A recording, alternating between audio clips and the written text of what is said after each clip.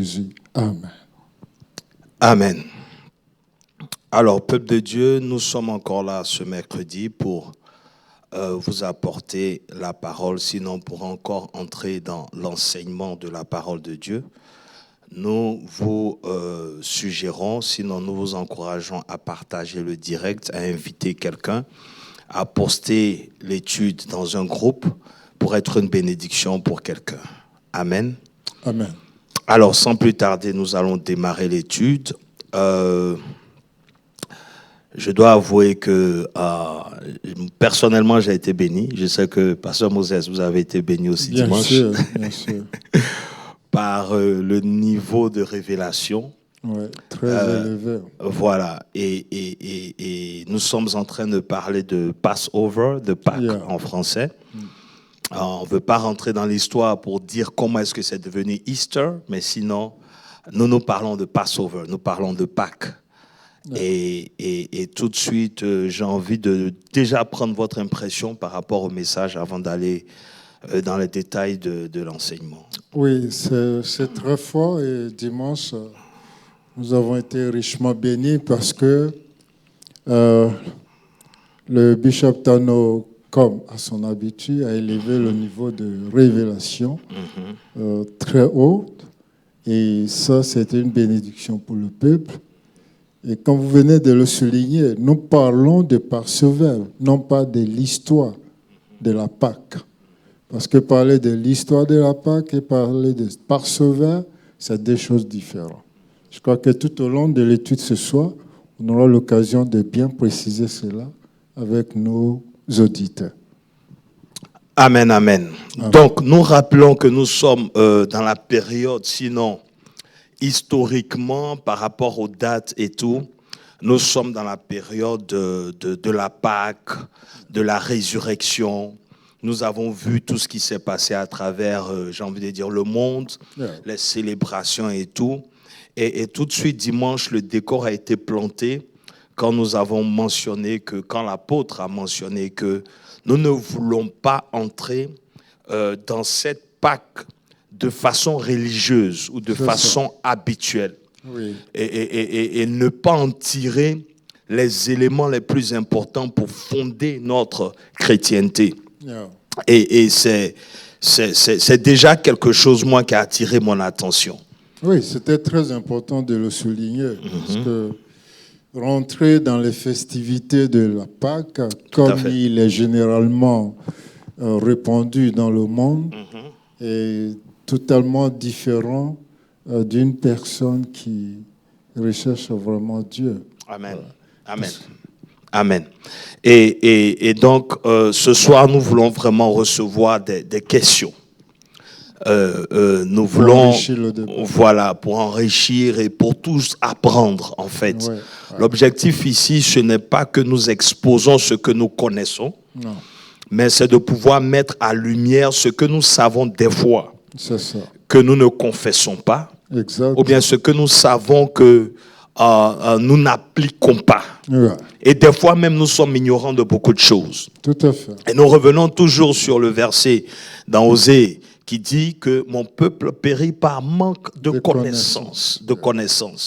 Et justement, par rapport à la prédication, nous avons touché un point où on a fait mention de l'apôtre Paul, qui est l'apôtre qui nous a révélé, si vous voulez, la vie même en tant que sauvé. C'est-à-dire qu'il y a eu la révélation de comment mener une vie chrétienne après, j'ai envie de dire, le salut, le Saint-Esprit, dans la pratique des choses. Vous voyez un peu ? Et l'apôtre Pierre pouvait reconnaître que Paul était celui-là qui avait une révélation trop avancée. Tout à fait. En ce qui concerne Christ, c'est-à-dire en ce qui concerne l'après-résurrection. C'est ça. Voilà. Et tout de suite, nous voulons planter le décor parce que aujourd'hui, nous sommes dans plusieurs tendances. Nous sommes dans plusieurs tendances. Tantôt, nous sommes dans l'Ancien Testament. Tantôt, nous sommes dans Jésus, le Fils unique. Et nous ne revenons pas très souvent sur le message de l'après-résurrection. C'est-à-dire Christ ressuscité que nous devons prêcher. Ouais. Et déjà, il faut faire ce distinguo-là. Je ne sais pas ce que tu en penses, pasteur. Oui, ce que vous dites est très important parce que les disciples, je veux parler des 12 apôtres, ils ont connu le Seigneur Jésus. Yeah. Mais beaucoup d'entre eux ne connaissent pas le Christ. Amen. Et celui qui nous a le plus révélé le Christ, c'est l'apôtre Paul. Amen. Vous ne serez pas étonné que souvent dans ces Écritures... Pasteur Moses, déjà, nous sommes à une étude. Déjà, il faut il faut déjà, ok, tu as parlé de Jésus et du Christ. Est-ce qu'on peut avoir un petit rappel, sinon une orientation par rapport à ceux qui nous suivent? Tout à fait. De façon simple pour qu'on fasse le distinguo. Oui, j'arrive. Ok. En fait, je voulais dire que Paul, généralement, quand il parle de Christ, vous verrez dans ses Écritures, il dit très souvent Christ, Jésus. Christ, Jésus. Okay. Tandis que les 4 évangiles, vous verrez Jésus-Christ, Jésus-Christ. En fait, la différence est le suivant. Nous parlons de Jésus en tant que le Seigneur Jésus dans son humanité. Sa vie terrestre, son ministère terrestre. Mais lorsqu'on parle de Christ, là, nous élevons le niveau un peu plus haut. En ce moment-là, nous parlons de la spiritualité du Seigneur. Nous parlons de sa divinité. Amen. Or, le Christ, si on veut bien, c'est le titre qui lui confère de régner. Et comme lui-même, il a précisé, après la résurrection, il dit « Tout pouvoir m'a été donné dans le ciel et sur la terre ». Il n'a pas dit cela avant la résurrection. Donc, parler de Christ, c'est parler de la divinité de Jésus. Et lorsqu'on parle de Jésus, on parle de son humanité et de son ministère. Donc, les apôtres connaissaient le Jésus qui faisait le ministère en Galilée, en Judée. Mais Paul, lui, il a connu plutôt le Christ ressuscité.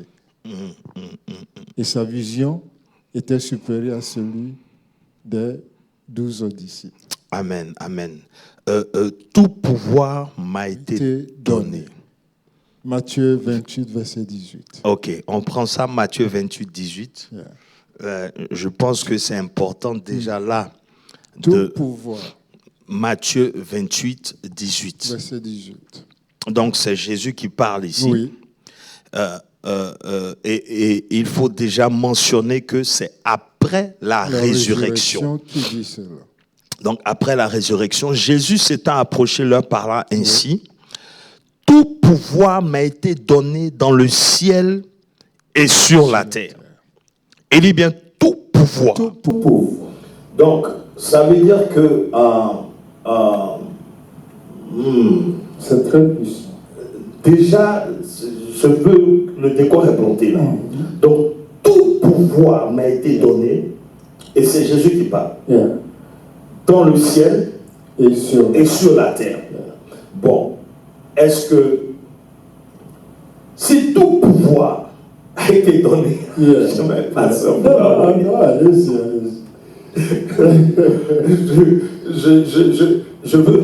Je veux que nous réalisons que nous ne sommes pas en train de lire une fable. Non, c'est une vérité. Voilà. Et une réalité pour ceux qui croient. Et dans les études passées, nous avons dit que même la date, c'est 2022 après Jésus-Christ. Donc on comprend par là que tout ce que nous disons, tout ce que nous faisons, tout ce que nous avons est autour de Jésus-Christ. Amen, amen, amen. Un prédicateur dit ceci, dit « Ouvrez de la Genèse à Apocalypse, chaque page de la Bible vous révèle Christ. » Amen.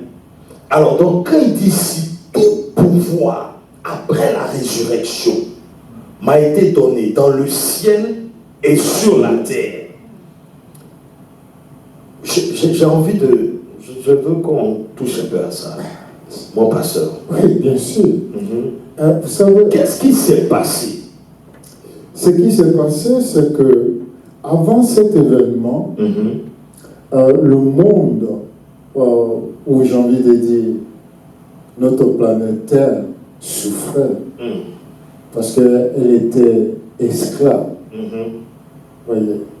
Et après l'arrivée du Seigneur Jésus, son passage, sa mort et sa résurrection, l'ordre des choses a changé. Donc ça veut dire qu'avant la résurrection, oui, Jésus n'avait pas tous les pouvoirs. Il n'avait pas tous les pouvoirs, j'ai envie de dire, de façon globale. Il était Dieu, c'est vrai, mais dans son humanité, il ne pouvait pas incarner tout le pouvoir de Dieu. Ce que nous sommes en train de dire est très important. Ok, donc, ici nous sommes après la résurrection.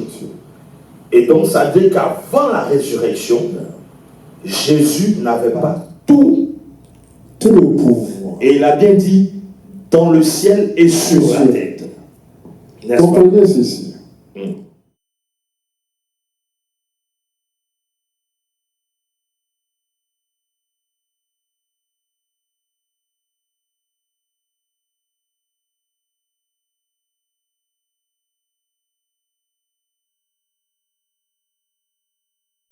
Souvent, il vous dira, mon Père et moi, nous sommes un. Tout à fait. Et souvent, il vous dira aussi, seule la volonté du Père, le Père seul connaît, et non moi. En fait, dans son humanité, il n'incarnait pas ce pouvoir.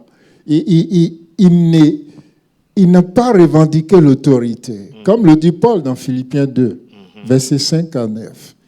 Il n'a pas eu à se battre pour dire « j'ai l'autorité, j'ai ceci, j'ai cela ». Il a attendu de tout accomplir d'abord, selon le programme du Père. Amen. Selon le programme du Père. Donc, ça veut dire que avant la croix, avant la mort et la résurrection, il s'est passé quelque chose pour que le pouvoir ne soit pas à lui et qu'il soit obligé de récupérer. Tout à fait. On est d'accord? Yeah. D'accord. Donc, je reviens là pour qu'on rappelle encore qu'il y a eu transfert. Oui, depuis le jardin d'Éden. Justement. Et je veux vraiment, à ce niveau-là, qu'on comprenne un peu c'est-à-dire que l'importance de l'homme au milieu de tout ce que nous sommes en train de dire. Pourquoi est-ce que Dieu est obligé d'être un homme? Ça, c'est une très grande question. Pour venir faire ce qu'il a fait, pour récupérer le pouvoir. Yeah. En fait, le dessein de Dieu en créant l'homme, Dieu dans son omniscience, quand on dit Dieu omniscient, Dieu voit au-delà du temps présent. Amen. Des choses qui n'existent pas pour le moment, il connaît déjà comment cela va se dérouler et comment ça va prendre fin, etc. Donc Dieu dans son omniscience, en créant l'homme, Dieu visait un objectif précis. Que l'homme devienne le chef. Et ça, on va comprendre pourquoi Jésus a dit ça. Okay. Que l'homme devienne le chef des êtres célestes et des êtres terrestres. Okay. Et ça, nous le retrouvons dans Éphésiens 2, le verset 9 et 10. Si on peut nous l'afficher. Je voudrais juste qu'on lise et puis après je vais continuer. Éphésiens chapitre 2, versets 9 et 10. Éphésiens 2, 9. Ce n'est point par... Verset 10. Car nous sommes son ouvrage ayant été créé en Jésus-Christ pour de bonnes œuvres que Dieu a préparées d'avance afin que nous les pratiquions. Regardons le verset 11. C'est pourquoi vous autres... Non, revenez plutôt au chapitre 1, verset 10. Éphésiens 1, verset 10. Éphésiens 1, verset 10. Pour le mettre à exécution. Bon, allons au verset 9 d'abord. Yeah. Verset 9 et 10.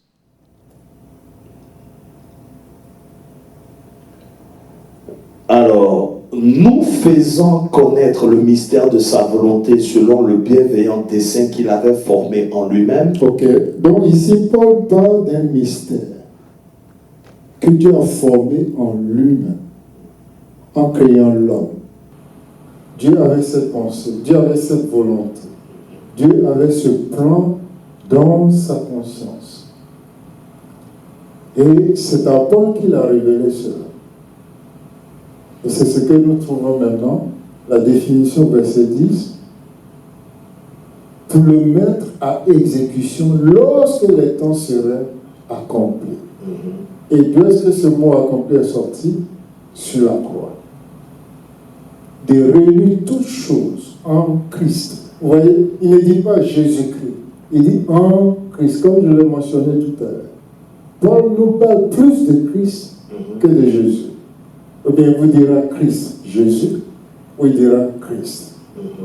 Celles qui sont dans les cieux et celles qui sont sur la terre. Donc maintenant, vous comprenez, quand Jésus dit, tout pouvoir m'a été donné, aussi bien dans le ciel que sur la terre. Et quand nous poussons un peu plus loin, nous voyons dans 1 Jean 3, 8, où il est dit que le Fils de Dieu est apparu pour détruire les œuvres du diable. Puisqu'avant, c'est le diable qui règne. Mais maintenant, le diable ne règne plus. Amen. Amen. Alors, ici, la raison pour laquelle je reviens, parce que c'est un mal que nous rencontrons. Dans l'Église. Oui. C'est-à-dire que on a du mal déjà à accepter que ça soit Dieu qui se soit fait homme. C'est ça. Et on a du mal à accepter que l'homme aujourd'hui puisse manifester toute cette divinité-là. C'est ça. Donc, c'est pour ça que je reviens toujours sur ce qui s'est passé dans le jardin. Ouais. Et parce qu'il est facile de croire qu'on est pécheur, mais c'est tellement difficile de croire que nous sommes des saints. Des saints. Voilà. Justifiés. Justement. C'est-à-dire, c'est facile de dire « je suis pécheur ». Mais c'est difficile de dire « je suis un saint ». Yeah. En fait, le problème... Donc, c'est pour ça que je reviens sur toujours Romains 5, 12. Pour que, en fait, je veux qu'on comprenne encore ce qui a fait que tout pouvoir a été donné à Christ. Alors, Romains 5, 12 ici nous dit, c'est pourquoi, comme par un seul homme, le péché est entré dans le monde, et que par le péché, la mort. Et ainsi la mort s'est étendue sur tous les hommes parce que tous ont péché. D'abord ce verset. Donc il nous dit ici, par un seul homme, pas par plusieurs hommes, un seul homme, le péché est entré dans le monde. Donc ce n'est pas Satan qui a fait entrer le péché dans le monde. Ce n'est pas le diable. C'est par un homme. C'est ça. Comme vous avez mentionné tout à l'heure, que dans le plan de Dieu, c'est l'homme qui est le boss. Yeah. C'est l'homme qui est censé contrôler tout, décider de tout. Aucun esprit ne peut faire entrer quoi que ce soit dans ce monde sans l'autorisation ou sans l'approbation de l'homme. Donc l'homme est le canal par lequel, que ce soit les divinités, que ce soit les esprits, tout ce qui doit se faire sur la terre, il faut absolument que ça passe par l'homme. Amen.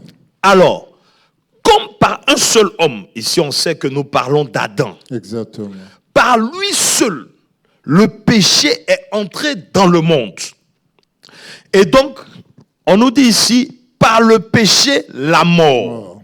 Donc on voit péché, non, on voit l'homme, on voit péché, on voit la mort par un seul homme. Et qu'ainsi la mort s'est étendue sur tous les hommes. C'est ça. On n'a pas dit sur tous les hommes qui ont fait quoi que ce soit. Non. Ça veut dire que c'est une conséquence automatique de tout être humain naturel qui naît dans ce monde, qui automatiquement devient pécheur et qui doit mourir. C'est clair. Puisque tous sont péchés, Paul le précise encore, voilà. Ils sont privés de la gloire de Dieu. Et le salaire du péché, c'est la mort. Alors, on a donné une définition ici que je veux que tout enfant de Dieu écrive. Quand on parle de la mort ici, nous ne parlons pas de la mort physique. Non. Non. Nous parlons de la mort qui est la séparation d'avec Dieu. Exactement.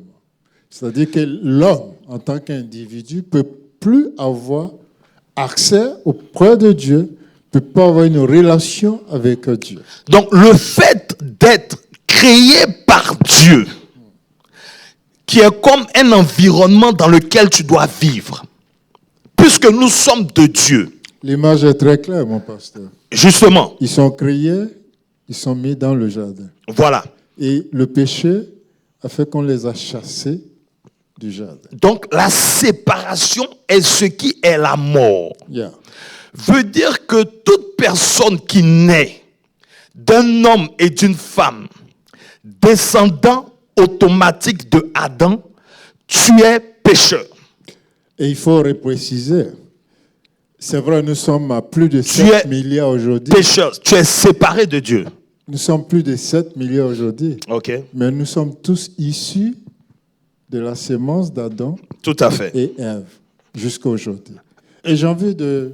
Mais moi, je vais vous poser une question, pasteur Moses. Nous basons sur ce verset. Oui. On va le continuer pour revenir à... Est-ce que celui qui naît, qui grandit et qui passe son temps à donner ses biens, qui est gentil avec tout le monde, qui aime tout le monde, qui a un comportement parfait, est-ce que celui-là, c'est un pécheur? Bien. Je pose la question à tout le monde. Non, la question est... Je pose la question. Et là, je vais aller voir sur le live. Elle est très bien posée. Je vais aller voir sur le live si quelqu'un a répondu. Qui fait de... J'ai envie de dire, selon que la Bible appelle, de telle personne une personne qui fait de l'aumône. C'est une des prescriptions de Dieu à son peuple. C'est-à-dire faire de l'aumône. C'est de donner aux pauvres. Mais cela ne te donne pas le salut. Et donc ça veut dire que tu es pécheur. On est tous pécheurs. Donc même si ce n'est pas... Le salut n'est pas monnayable. Donc ça veut dire que... Le salut dont on parle en Jésus-Christ de Nazareth ne peut pas être payé. Si ça pouvait être payé, Corneille n'avait rien à faire d'autre que d'aller au ciel. Parce qu'il faisait le monde. Il construisait des temples pour les Juifs. Il s'occupait des pauvres. Mais cela ne suffisait pas. Dieu lui apparut, afin qu'il comprenne qu'il y a une vérité qu'il a besoin de connaître. Non, mon pasteur, attendez. Donc, tu ne fais pas de mal à quelqu'un. Tu es gentil. Tu es gentil, tu es souriant. Tu es bon. Tu marches dans la pureté. Corneille. Mais tu es pécheur. Corneille, tes aumônes sont montées. Parce que tu as trouvé grâce, tu as besoin d'entendre Christ. Il n'y a pas d'autre chemin. Il est le seul chemin, la vérité et la vie. Donc le pécheur... Aucun autre nom qui a été donné au ciel et sur la terre par lequel nous pouvons être sauvés, sinon le nom de Jésus. Donc le pécheur, ce n'est pas celui qui fait du mal. ce n'est pas... Je n'ai pas envie de dire ça. Mais j'ai envie de dire à ceux qui nous regardent, qui nous écoutent, Non, moi, j'ai envie de leur dire que tu peux être un assassin. Quelqu'un qui a tué, tu peux être... mon pasteur, Tu peux commettre toutes sortes de péchés. Mais quand tu mets ta foi en Christ, Dieu efface tout cela. non, mon pasteur, j'ai dit. Par rapport à quelqu'un qui donne le monde et qui refuse de se soumettre à l'autorité de Christ ou à l'appel de Christ. Donc, celui qui ne ment pas, il ne ment pas, il ne vole pas, il ne tue pas, oui, il a une bonne éducation, respectueux, il partage son argent à tout le monde. C'est un pécheur. Il a besoin, il est né pécheur et il est pécheur. Donc il est pécheur.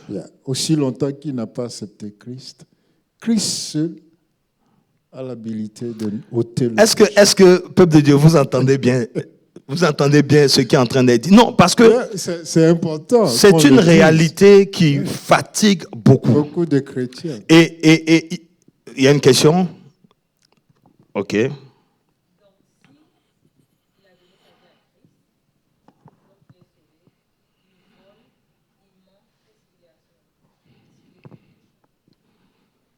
Bon, on a deux facettes. La Bible est claire parce que la Bible dit l'âme qui pêche, c'est cette âme-là qui mourra. Donc, il est vrai qu'il a donné sa vie à Christ, mais s'il pratique des œuvres contraires,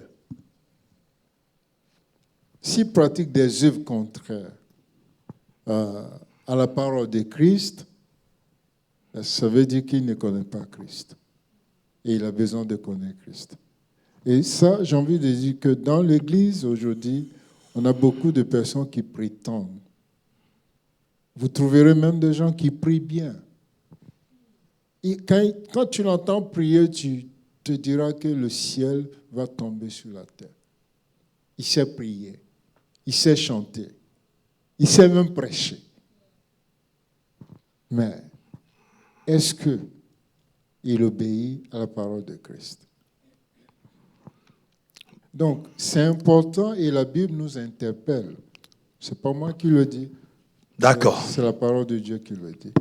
2 Corinthiens 13, verset 5, il dit « Examinez-vous vous-même pour voir si vous êtes dans la foi. » Donc, pour revenir, mon pasteur, oui. Parce qu'il faut que l'enfant de Dieu ou ceux qui nous écoutent comprennent que ce n'est pas par notre raisonnement, ce n'est pas par notre logique ou par notre approche intellectuelle que nous décidons ce qu'est un pécheur ou celui qui est sauvé. Non.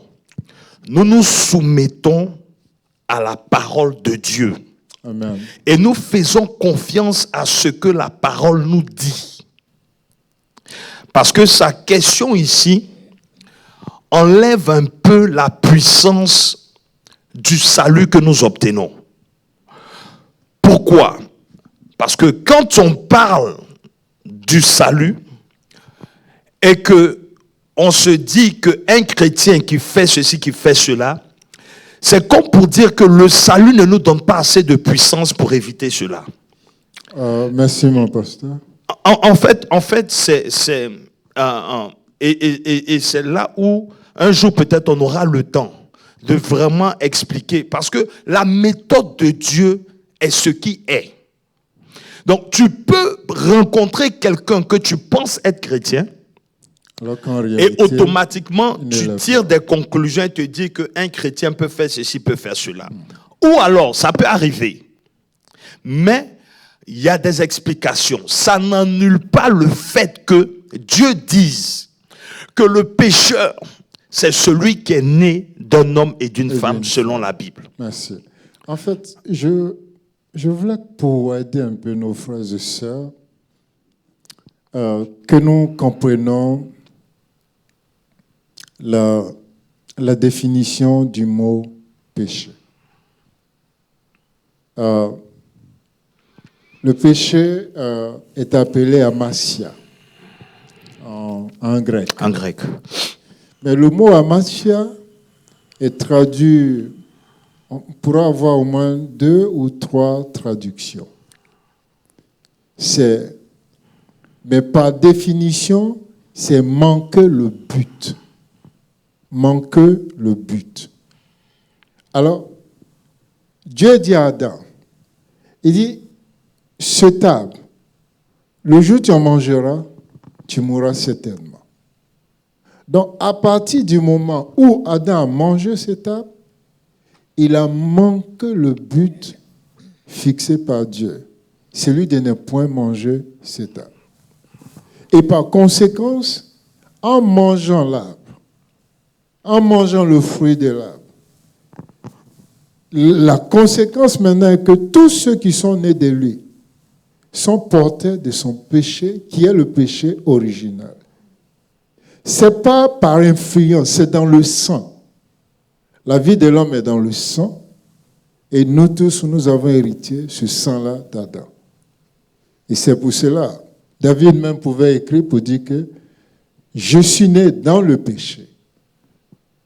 Ma mère m'a conçu dans le péché. Lisez bien le psaume 51.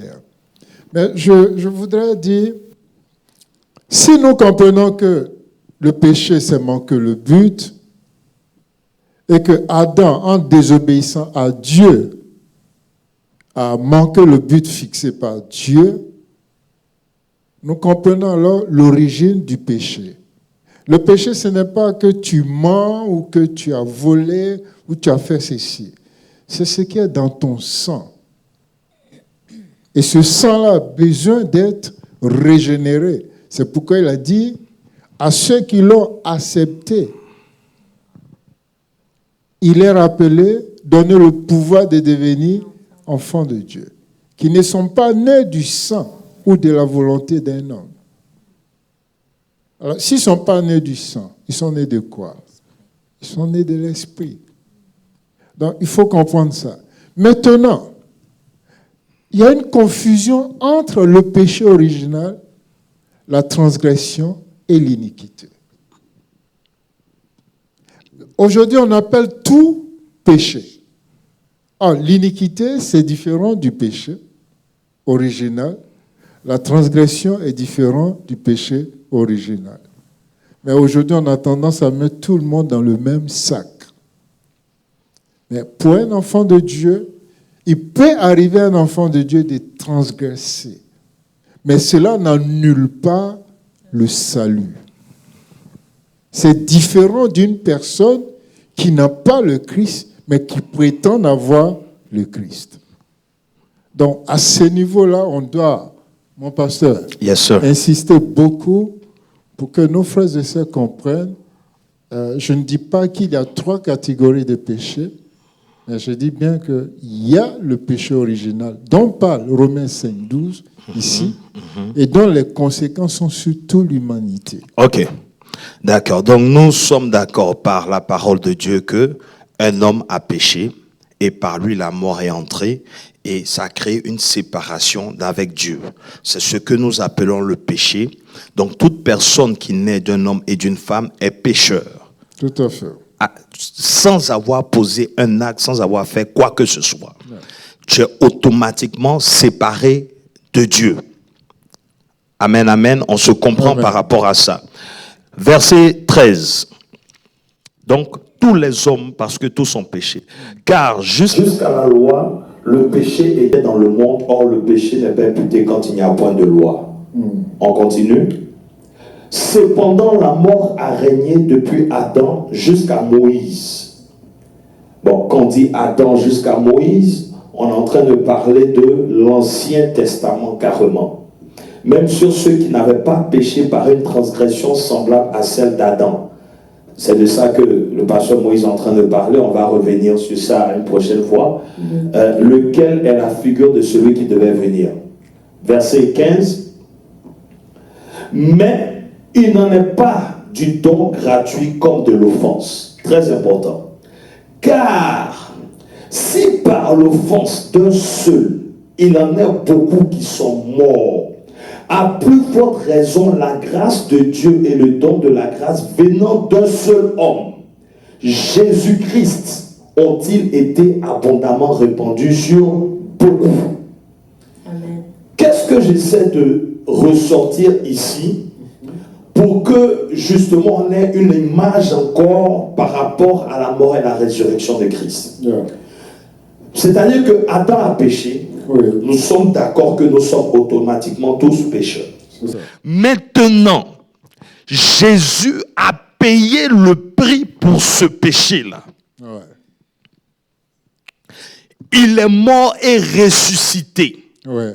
Nous avons touché à la mort pour dire que il a payé le prix. Donc ce n'est pas... C'est pour ça qu'on dit que c'est un don gratuit, mais ça ne veut pas dire que ça n'a pas coûté. Non, ça a coûté quelque chose à Dieu. Puisque qu'on dit le salaire du péché, c'est la mort. Donc le salaire du péché d'Adam, c'est la mort de Jésus-Christ. Amen. On se comprend. Donc Jésus-Christ a payé la conséquence qui devait frapper l'humanité ou qui a frappé l'humanité parce que Adam a fait. Oui. Automatiquement. Parce que Adam a fait. Oui. Tu es né physiquement, tu es pécheur. Jésus a fait en croyant. Tu nais de l'esprit et tu n'es plus pécheur. Yeah. En fait, c'est à ça que je veux venir. C'est-à-dire que Adam a péché. Nous sommes nés, nous sommes pécheurs. Jésus-Christ a payé le prix. Oui. Nous sommes nés de Jésus, nous ne sommes pas pécheurs. Amen. Et c'est cette partie qu'on n'arrive pas à comprendre et à croire. Oui. Donc, ce n'est pas un effort que tu fais par des actes qui fait de toi que tu n'es plus pécheur. Non, non, non. Mais c'est parce que tu crois en Christ. N'est-ce pas?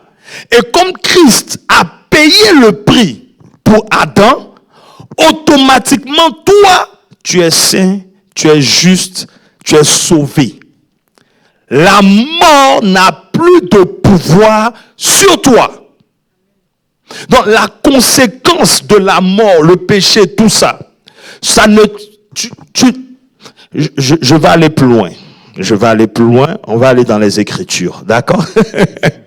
Et je ne sais pas si c'est clair déjà. Parce que si Adam a posé un acte, et qu'à cause de ça, tout le monde est pécheur. Maintenant, pourquoi l'acte que Jésus a posé? Nous sommes nés de Jésus et encore nous avons la mentalité de croire que nous sommes pécheurs.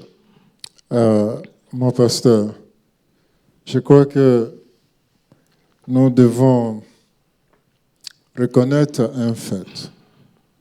L'intelligence de l'humanité est très minuscule, comme un grain de sable comparé à l'intelligence de Dieu.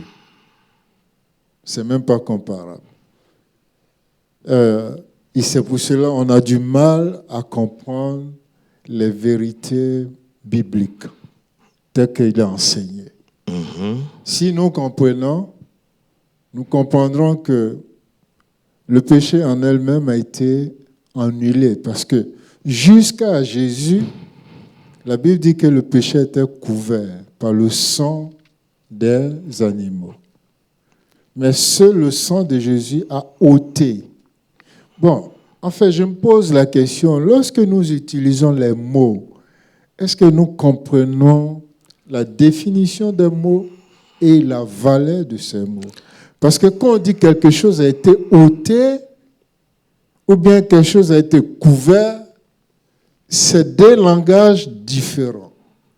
Et mon pasteur, vous savez, c'est pour ça que j'ai pris ce passage. Est-ce qu'on peut mettre le verset 18 ? Et je conclus avec ça pour maintenant nous pousser à la réalité de l'après-résurrection. Le verset 18 dit quoi ? Ainsi donc, comme par une seule offense, la condamnation a atteint tous les hommes, de même par un seul acte de justice, la justification qui donne la vie s'étend à tous les hommes. Vous comprenez un peu? Donc, c'est pour ça que le pasteur disait tout à l'heure que ce n'est pas par les œuvres. Non. Personne ne peut être sauvé. Justement, donc par Jésus, par l'acte qu'il a posé, qu'il a accompli, automatiquement, toute personne qui se reconnaît en Jésus est sauvée. Donc, en vérité, dans ce monde, nous avons deux personnes. Deux catégories de personnes. Il y a des Adam et il y a des Jésus. Ouais. Il y a des Adam et il y a des Jésus. Donc, quand Dieu regarde pour exécuter, il ne regarde pas le pasteur Landry. Non, non. Non. Il ne s'agit pas de moi. Parce que nous disons des choses, c'est des slogans. Tu ne peux pas dire, ce n'est plus moi qui vis. C'est Christ qui vit en moi. Et puis vouloir maintenant te mettre devant pour penser que tu es agréable à Dieu. Non.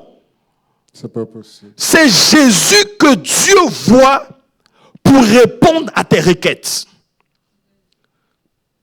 Parce que c'est lui ta justice. Ce n'est pas toi. Donc quand Dieu regarde, c'est Jésus qu'il voit, qui a payé le prix, qui est juste, qui est bon, qui est parfait. C'est ce qu'il fait que il est en connexion avec toi. Amen. Donc tu obtiens ce que Jésus est supposé obtenir parce que c'est lui qui a été agréable. Amen. Donc ce n'est pas nous. Donc il y a deux catégories de personnes. Donc chaque fois que tu vas vouloir te mettre devant, tu annules l'œuvre de la croix. Tu annules le sang de Jésus. Tu annules la résurrection. Et maintenant, tu dis, Dieu, par ma bonté, par ma force, par mes actes parfaits, je mérite ça ou je veux ça. Tu sors de la grâce. Tu actives la loi. Alors, il faut reconnaître que la grâce de Dieu existait bien avant la loi. Ouais, c'est pour ça que je reviens sur ces choses élémentaires pour que ça soit... Parce que nous avons grandi dans des religions. Ouais. Toutes les religions, à part le christianisme, ce sont des religions de mérite. Il faut faire quelque chose. Ouais. Il faut se torturer pour atteindre un certain niveau. Tout à fait. Ou pour être agréable à ce Dieu-là. Ouais. Mais la différence, c'est que le christianisme, c'est un seul qui a été agréable pour tous. Et c'est en croyant en lui maintenant que nous avons l'habilité de mener une vie qui plaise à Dieu. Amen, amen. Et c'est pour cela que j'aime le livre de Romains. Yeah. Le livre de Romains est considéré comme la cathédrale de l'Évangile. Les 3 premiers chapitres nous présentent l'humanité et son péché. Voyez. Et ici, le 5e chapitre nous présente Adam et Jésus. Maintenant, pour l'homme, Paul montre l'homme. L'homme qui prétend, encore là, qui prétend être sauvé, au chapitre 6. Il prétend, mais il n'était pas mort. Parce que s'il était mort au chapitre 6, le péché n'aurait plus de pouvoir sur lui. Donc, il voit l'homme, l'humanité, dans son incapacité de répondre au désir de Dieu, d'atteindre le standard de Dieu. L'humanité qui est incapable d'atteindre. Avec tous ces éléments religieux, tout. Okay. Incapable. Et le cri de cœur maintenant qui sont au chapitre 7. Il dit, misérable que je suis, qui me sauvera de ce corps de mort? Amen. Maintenant, il présente la solution au chapitre 8, la vie selon l'esprit. Alors, la vie selon l'esprit. Romains 8, 34.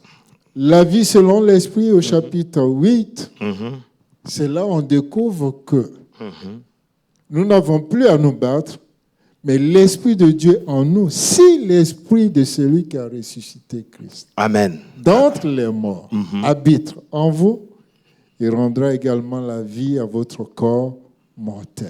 Et nous avons fait une étude détaillée sur le chapitre 8. Et justement, l'apôtre a touché ce verset dimanche. Oui, c'est important de revenir là-dessus. Tout à fait. Parce que, vous savez, c'est ce qu'on écoute qui devient une seconde nature. Aujourd'hui, on peut te dire que tu es beau ou tu es belle, mais surtout pour les femmes, si tu ne dis plus ça, demain ta femme va te dire, mais écoute, tu ne m'aimes plus ou quoi? Voilà. Pourtant, tu lui as déjà dit qu'elle est belle, mais il faut toujours lui dire qu'elle est belle. Et ce qu'on oublie, c'est que l'Église, c'est l'épouse de Christ. C'est ça. Donc, l'Église, c'est la fiancée. Et une fiancée, on doit la mettre en confiance par rapport au mariage. Tout à fait. Donc, tu ne peux pas arrêter de dire à la fiancée qu'elle est belle. Non. Comment l'Église dit à son fiancé, c'est-à-dire, comment est-ce que Christ, par nous, rappelle la beauté de la fiancée ou la beauté du fiancé? C'est par ce qu'on revient justement sur ce qui fait sa beauté. Amen. Et ici, il dit, qui les condamnera? On a touché à ce verset. Oui, c'était le verset de base. N'est-ce pas? Parce qu'on a vu tout à l'heure que, à cause de ce que Christ a fait, qui est le sacrifice ultime, qui est agréable à Dieu à tous les niveaux. Maintenant, Paul, et ici on a rappelé que c'est après 25 ans de ministère que lui-même il réalise que, attends, et ici, nous ne sommes pas en train de parler de n'importe qui. Paul, pour ceux qui aiment demeurer dans la loi, c'est un maître du judaïsme. C'est quelqu'un qui a fait toutes ces classes de l'Ancien Testament. Tu ne peux pas enseigner l'Ancien Testament à Paul, ce n'est pas possible. Mais celui qui lui manquait, c'était l'esprit de vie pour avoir la révélation de l'Ancien Testament. Donc, comme il a connu Christ et qu'il a eu l'esprit de vie, il pouvait maintenant comprendre ce que l'Ancien Testament voulait dire. Donc, il mettait en lumière ce que les scribes, les pharisiens, les sadducéens comprenaient religieusement. Paul maintenant vient leur donner la révélation derrière les Écritures, derrière l'Ancien Testament. Amen. Donc, il vient et dit, mais qui les condamnera? En fait, qui peut te condamner? C'est ce que Paul est en train de dire. Si tu penses qu'on peut te condamner, c'est que tu ne crois pas encore à la mort et à la résurrection de Christ. Il dit, qui les condamnera? Christ est mort. Bien plus, il est ressuscité.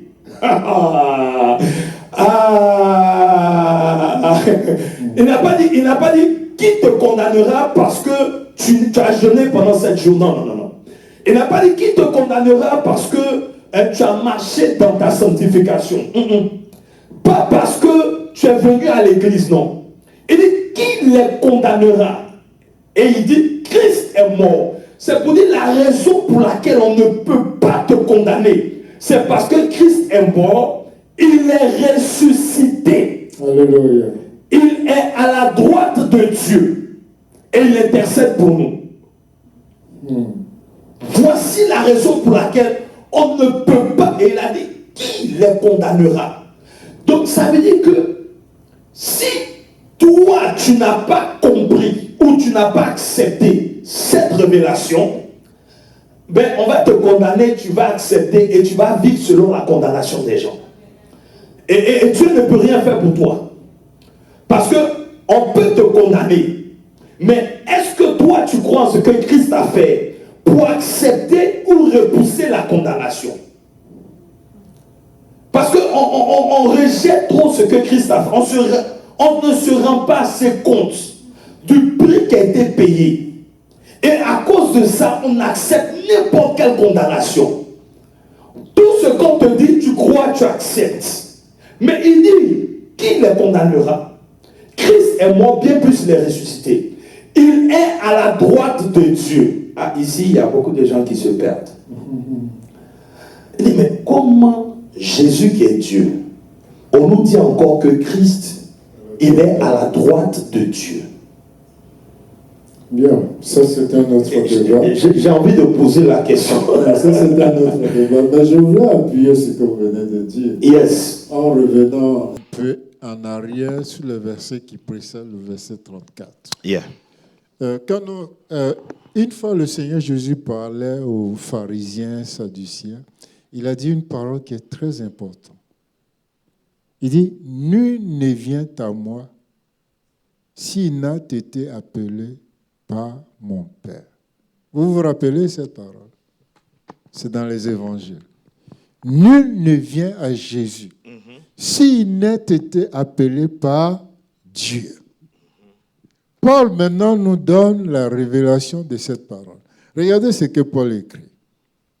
Comme vient de le dire le pasteur. Là, je suis au verset 29.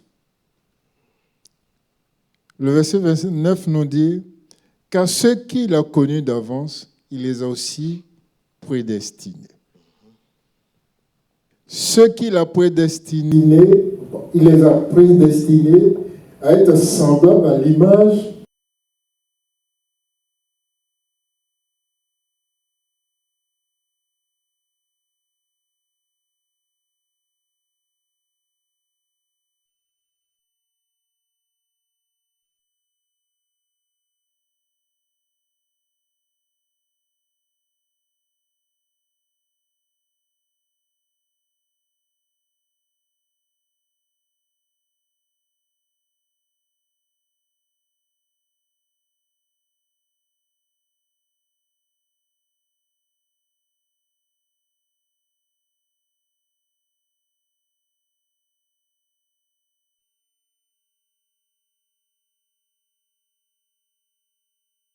appelé. Écoute bien ce verset, ce qu'il dit. Dieu dit, ceux qu'il a prédestinés, il les a aussi appelés. Et ceux qu'il a appelés, il les a aussi justifiés. C'est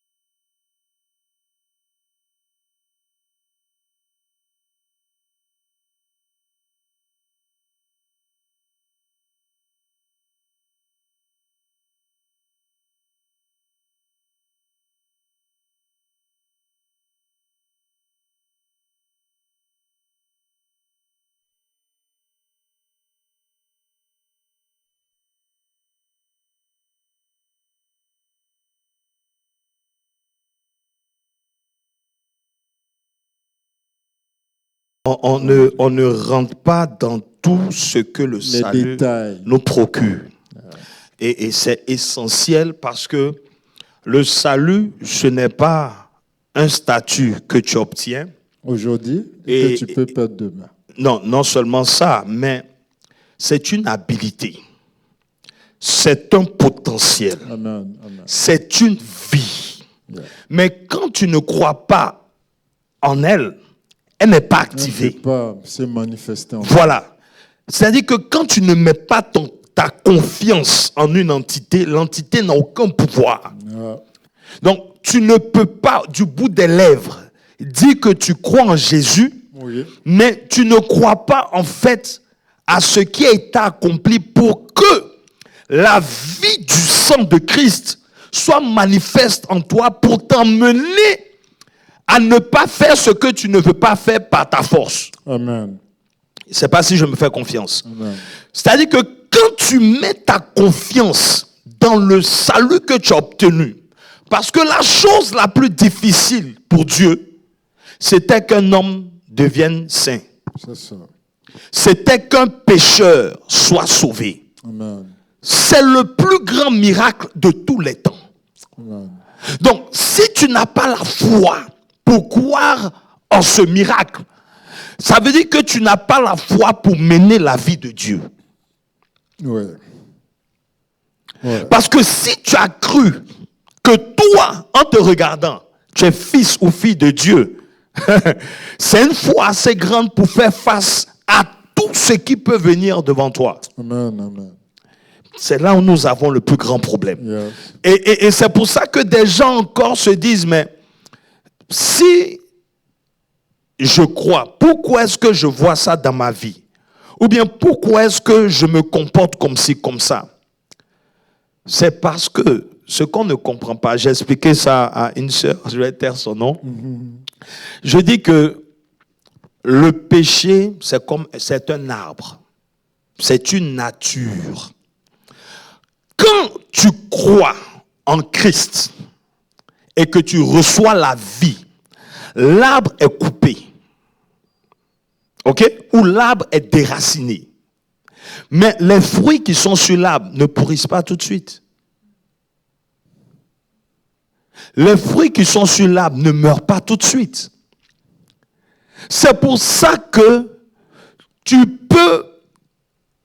peux pas demeurer dans le péché. Ce n'est pas possible. Ce n'est pas possible. Parce que l'arbre est coupé. Donc ce qui donne la force au péché est détruit. Donc le fait de continuer à croire et à confesser la croix, à confesser Christ, à dire que tu es ressuscité avec Jésus, c'est ce qui réveille l'identité de Christ en toi pour te donner la force de l'esprit afin de pouvoir manifester cela dans ton caractère. Mais ce n'est pas parce que tu ne vois pas tout de suite les résultats que tu vas retourner en Égypte. Non. Et donc nous ne sommes pas persévérants dans la confession de la réalité de la croix de Golgotha. Vous comprenez un peu? Donc c'est un message, on en parle, on arrête. On ne fait pas d'études approfondies, on ne reste pas pour que ça devienne une seconde nature. Parce que si on ne maintient pas notre identité à partir de là, croyez-moi, on ne va pas faire long feu dans cette vie chrétienne. Parce que toute notre force, toute notre spiritualité, c'est à la résurrection de Christ. Amen, amen. C'est ce que Jésus a fait qui nous donne l'habilité nous-mêmes d'être réconciliés avec Dieu. Amen. En Christ Jésus. Amen. Donc, où est-ce que nous pouvons tirer notre force? Donc, ce n'est pas une licence pour aller faire n'importe quoi. Non. Mais c'est une force pour ne pas faire n'importe quoi. Et ça, Paul le précise. Yes. Il dit, ceux qui sont conduits par l'Esprit de Dieu sont enfants de Dieu. Donc la vie de l'Esprit, ce n'est pas une excuse. Non. C'est une force.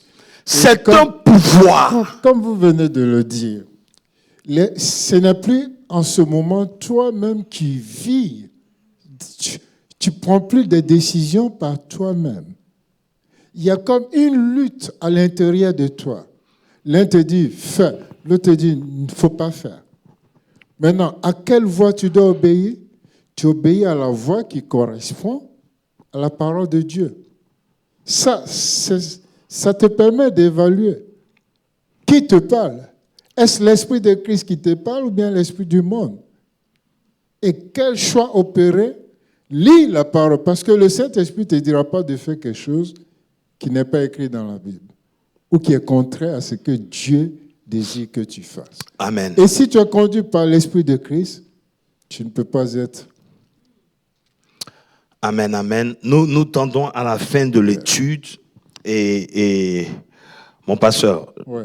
je vais te laisser la parole et la prière finale. Ok. Ce que je peux dire ici, c'est quoi? L'apôtre a bien touché à cette réalité dimanche. C'est que nous ne sommes pas une église pour régler des problèmes. C'est très capital. Yeah. Parce que les marabouts règlent les problèmes. Les féticheurs règlent les problèmes. Les ngangas règlent les problèmes. Vous comprenez un peu? Et il y aura toujours des problèmes dans ce monde. Donc c'est ce qui fait qu'aujourd'hui, les hommes de Dieu deviennent comme des féticheurs en fait. Quand ça ne va pas, homme de Dieu, qu'est-ce que je dois faire? Quand ça ne va pas, mais l'Église est venue pour faire connaître Dieu. Et pour t'emmener justement à être indépendant spirituellement, parce que tu t'es réconcilié avec ton Créateur. En ce moment-là, toi aussi, tu deviens une bénédiction pour quelqu'un. C'est l'une des raisons pour lesquelles nous ne grandissons pas et c'est-à-dire on ne gagne pas du terrain. Vous comprenez un peu? Parce que nous ne sommes pas en train de recevoir la vie pour la manifester. Mais nous voulons recevoir la vie pour créer un problème, pour résoudre un problème de mariage, un problème de boulot, un problème. Non. Mais nous ne recevons pas la vie pour connaître Dieu, pour nous révéler nos habilités, notre force, notre potentiel, pour que nous aussi on soit une bénédiction pour les autres. C'est ça le problème. Et ça pose un problème. Je vous ai toujours dit qu'avant que Jésus ne vienne, les gens se mariaient. Bien sûr. Les gens étaient riches. Yeah. Les gens prospéraient. Les gens faisaient beaucoup de choses, de réalisation des rêves, fondaient des familles, construisaient des châteaux. Mais personne ne pouvait être sauvé. Yeah. Personne n'était agréable à Dieu. Personne n'était réconcilié. Donc il a fallu que Christ vienne payer ce prix-là pour nous réconcilier. Donc si notre vie chrétienne n'est pas basée sur la réconciliation, pour mener la vie de Dieu, nous allons être des frustrés. C'est clair. Des gens qui croient aujourd'hui, demain qui ne croient pas, qui viennent que pour des solutions au lieu de manifester la vie de Dieu. Yeah. Alléluia. Amen. Donc, je vous encourage que la résurrection ne soit pas un slogan. La résurrection est venue avec une vie que nous devons avoir, posséder et manifester. Que Dieu vous bénisse au nom de Jésus. Amen. Seigneur, nous voulons te dire merci pour ce temps passé dans ta présence. Et nous voulons déclarer par l'Esprit et par la foi que l'Esprit qui a ressuscité Christ d'entre les morts agisse maintenant en nous, dans ton Église, afin que ton Église, Seigneur, puisse vivre le potentiel qui confère la résurrection de Christ. Que la résurrection de Christ ne soit plus pour nous un fait historique, mais que nous manifestons la personne du ressuscité. Car la résurrection, c'est la personne du Seigneur. Merci pour ton esprit qui a conduit ce moment. Merci pour ton serviteur. Merci pour tous nos auditeurs, nos frères et sœurs en ligne. Bénis les vies, donne le Seigneur de progresser véritablement avec toi, par ton esprit. Toi seul peux les éclairer. Ouvre leur intelligence par ton esprit, comme le dit ton serviteur Paul. Nous fléchissons genoux et nous demandons que leur esprit soit ouvert et qu'ils comprennent les réalités de la résurrection de Christ. Merci parce que tu as béni ton Église. Au nom de Jésus-Christ. Amen.